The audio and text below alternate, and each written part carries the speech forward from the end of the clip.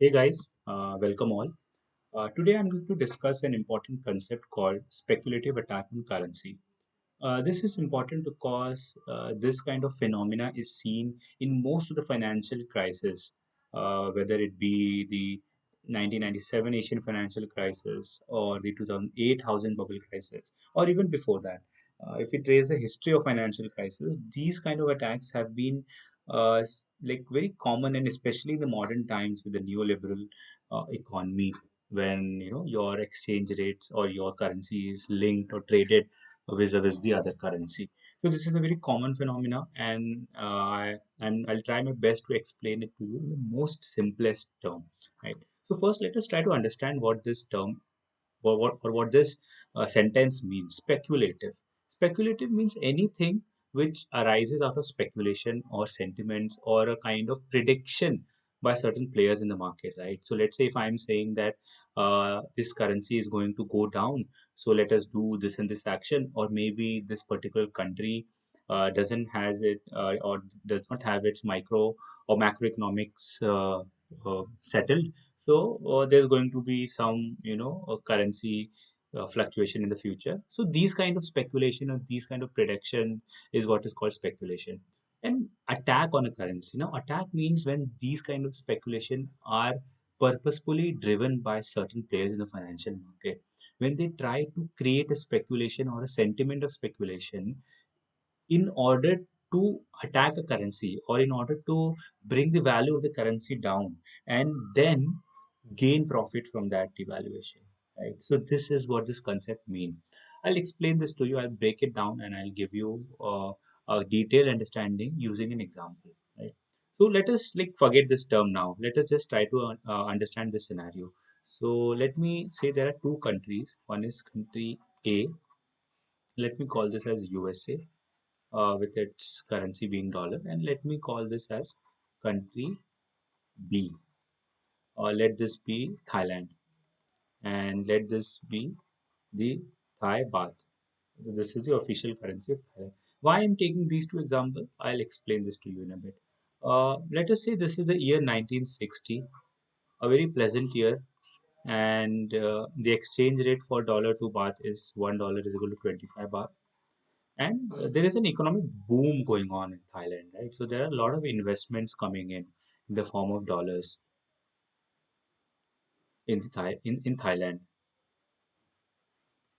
And the Thai government or the Thai central bank, what it is doing, it is trying to maintain a constant or a stable exchange rate. So it is trying to maintain a $1 is equal to 25 baht exchange rate, right? Why is this important? Why does the Thai central bank needs to maintain this? Because this is good, a good macroeconomic indicators. If the currency is not fluctuating much, there is certainty for the investors. There is certainty for the domestic as well as the international investors to invest in this market, right? So this is what the Thai central bank is doing. And how does it maintain that? We all know. I'm assuming that we all are very clear with the basics of how these demand, supply, and foreign exchange market works. So let's say if there is some kind of or certain trigger which tries to bring the value of baht down, right? So that means there's a huge baht in market, and there's a huge supply of uh, baht in the market, and there is a huge demand of dollars in the market, right? So the value of dollar is going to climb up and the value of baht will go down. So what does the Thai central bank do here? What it will do is it will try to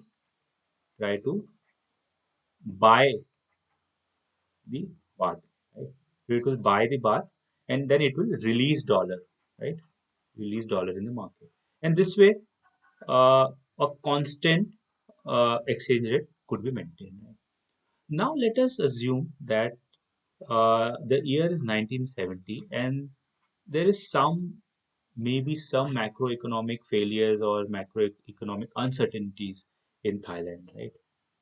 And there are some investors who feel that okay, this government is not going to have or could not maintain this fixed exchange rate for a long period of time.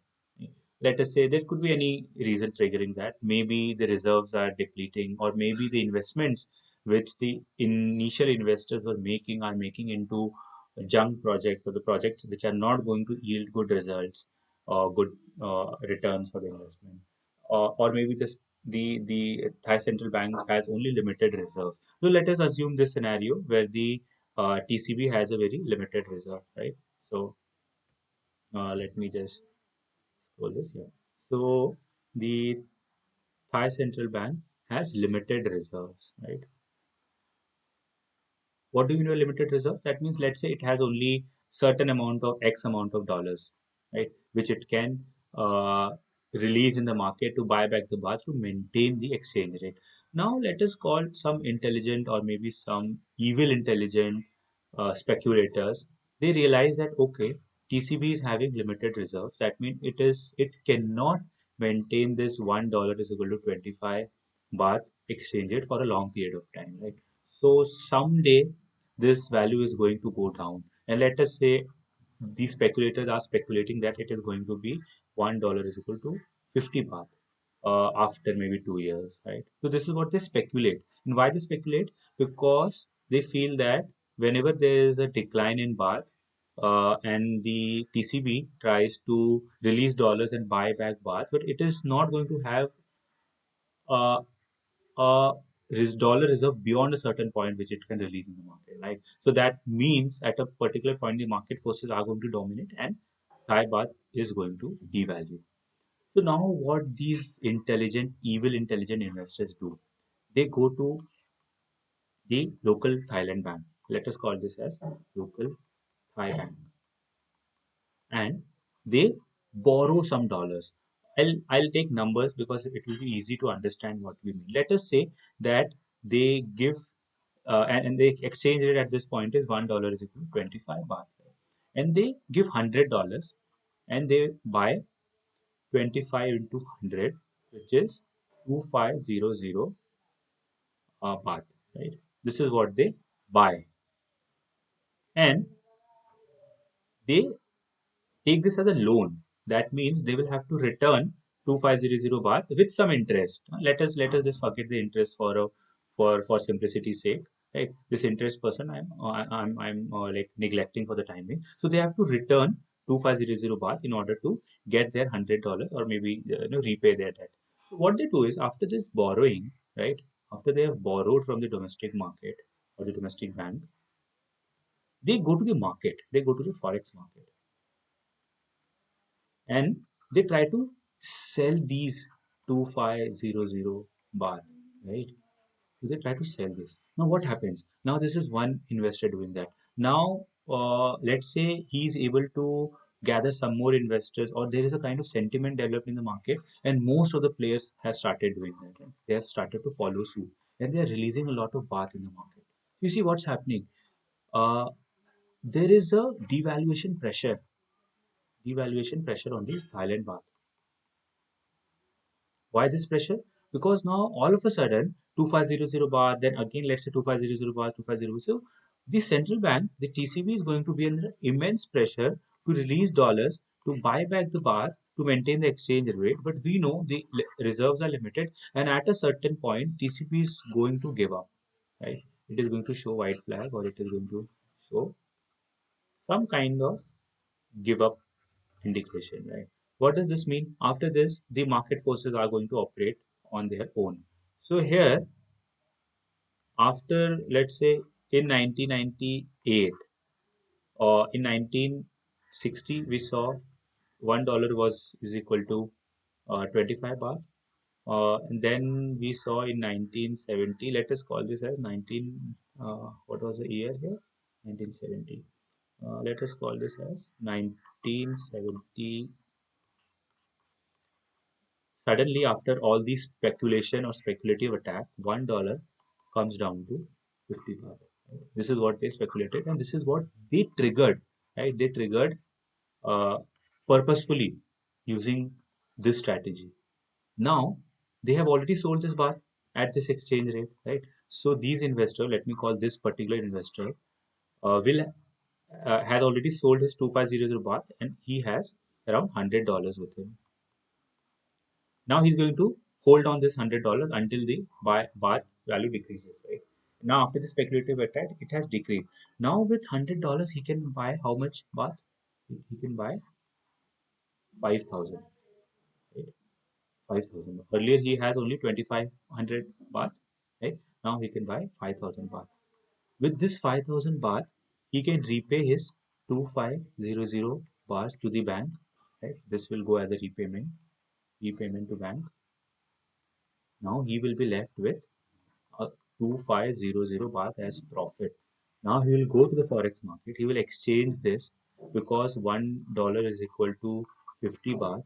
So he is going to get something in return for this, right? He is going to get how much? $50.